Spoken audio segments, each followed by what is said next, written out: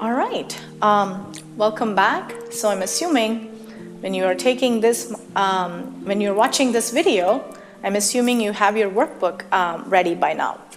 So I am going to walk you through what we are going to do for this module's workbook. This module is before we begin the course, right? So in this module, in your workbook, so go to this page where it says, what do you want to get out of this course? Because right now we are setting up the stage.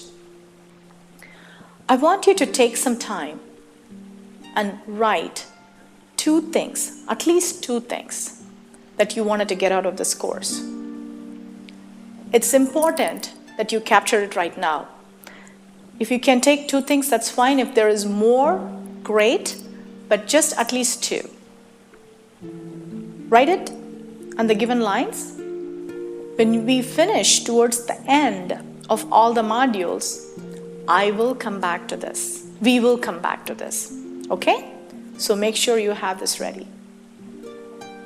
I'll see you in next module, which is, why do I care about infertility? Why do Pradeepa cares about infertility? See you soon.